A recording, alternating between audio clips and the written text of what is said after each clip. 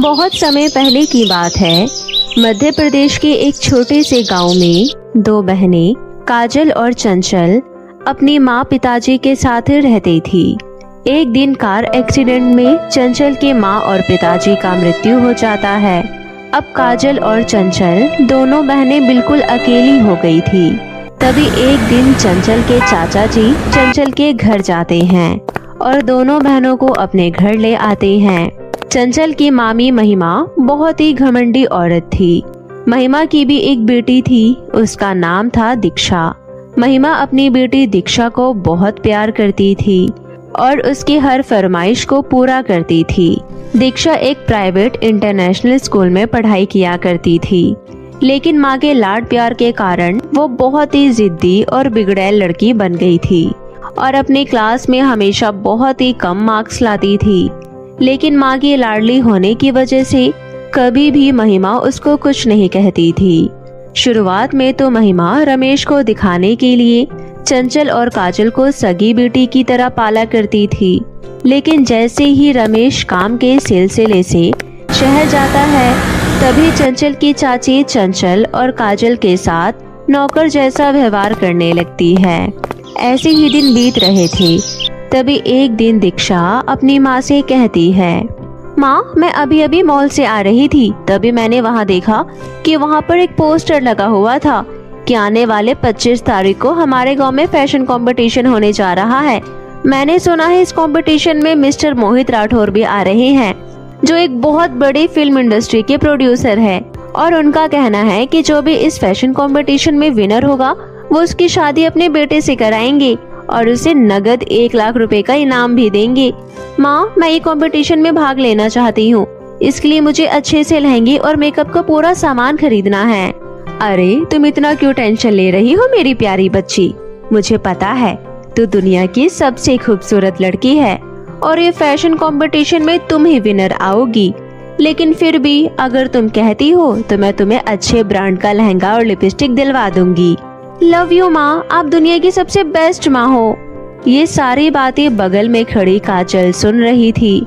काजल भी बचपन से ही एक फैशन मॉडल बनना चाहती थी, परंतु उसके माँ बाप की मृत्यु के बाद उसके सारे सपने सिमट कर रह गए और वो अपनी चाची के घर में एक नौकरानी की तरह जिंदगी गुजारने लगी।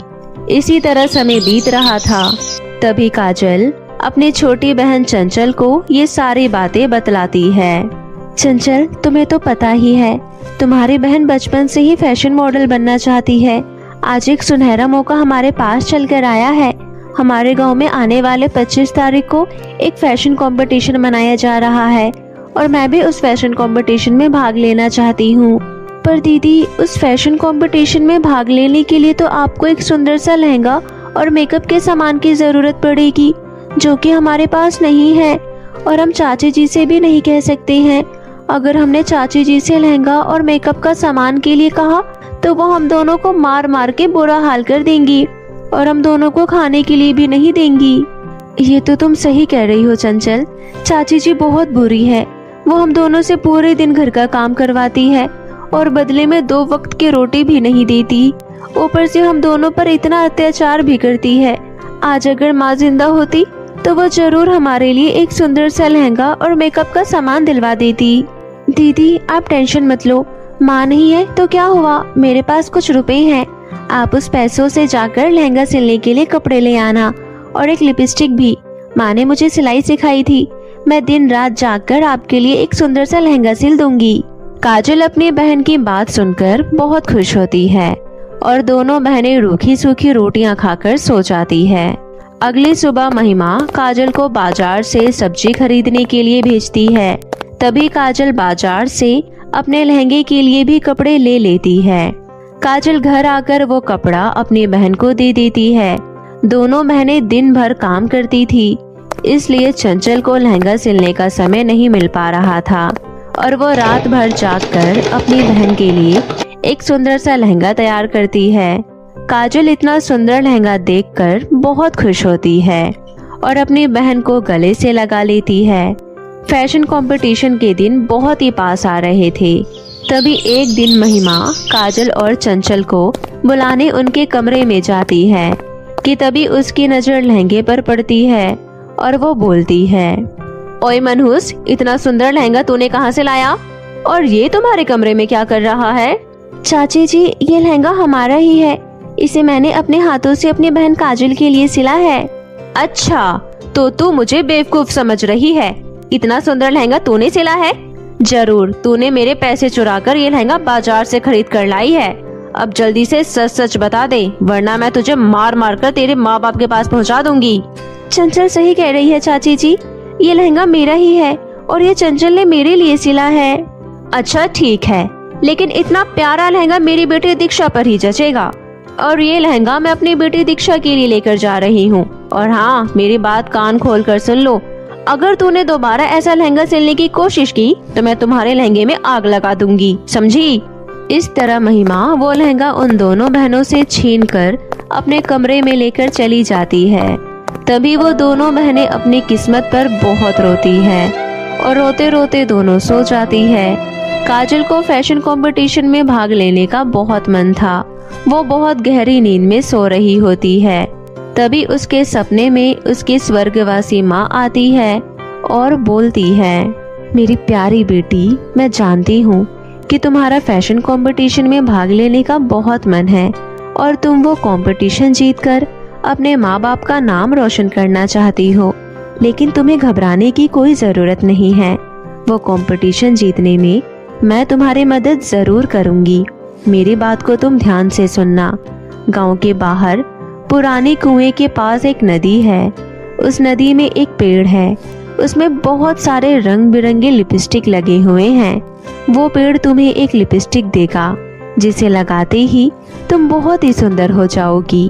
उस लिपस्टिक की मदद से तुम अपनी जरूरत की कोई भी सामान मांग सकती हो और वो लिपस्टिक तुम्हारी हर मुसीबत में काम करेगी।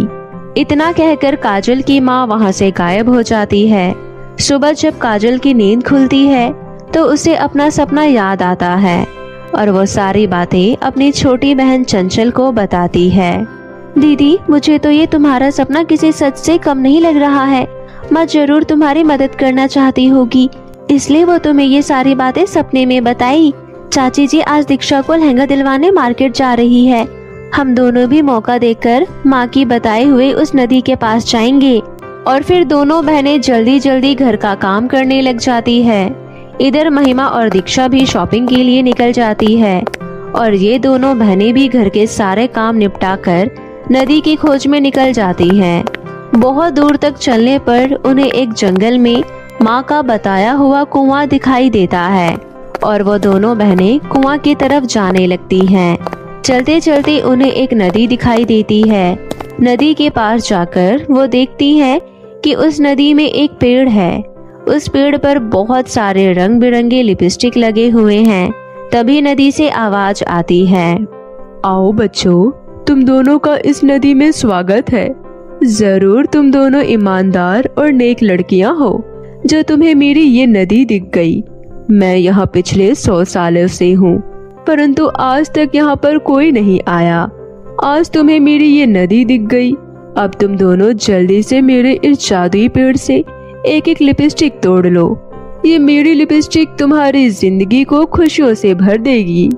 दोनों बहनें नदी के कहे अनुसार पेड़ से एक एक लिपस्टिक ले लेती है और जल्दी से दोनों अपने अपने होठों पर लगा लेती है। उस लिपस्टिक को लगाते ही दोनों बहनें पहले से भी ज्यादा खूबसूरत हो जाती है और दोनों के शरीर पर सुंदर सुंदर लहंगे आ जाते हैं। दोनों एक दूसरे को देखकर बहुत खुश होती है और नदी को धन्यवाद कर वहां से लिपस्टिक लेकर अपने घर आ जाती है। दोनों बहनें अपनी चाची से बहुत डरती थी, इसलिए वो दोनों बहनें घर में साधारण कपड़े पहनकर ही रहती थी। अब उन दोनों बहनों के पास जादुई लिपस्टिक थी। दोनों बहनें उस जादुई लिपस्टिक की मदद से जल्दी जल्दी घर का काम कर लेती थी। ऐसे ही दिन बीत रहे थे और आज वो दिन भी आ जाता है जब गांव में फैशन कंपटीशन होना था। गांव की सभी लड़कियां तैयार होकर फैशन कंपटीशन में जा रही होती है।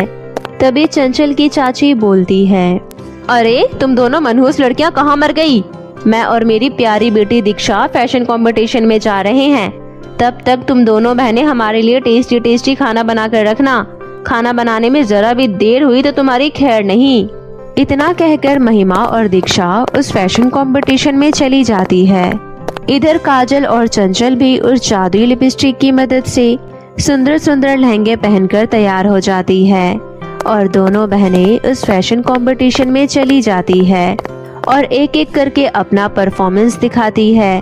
दोनों बहनों की परफॉर्मेंस देखकर फिल्म के प्रोड्यूसर मोहित राठौर बहुत खुश होते हैं और अपने घर की बहू बनाने के लिए तैयार हो जाते हैं। कुछ दिनों बाद दोनों बहनों की खूब धूमधाम से मोहित राठौर के बेटों से शादी हो जाती है और दोनों बहनें अपने अपने पति के साथ एक हंसी खुशी जीवन व्यतीत करने लगती है।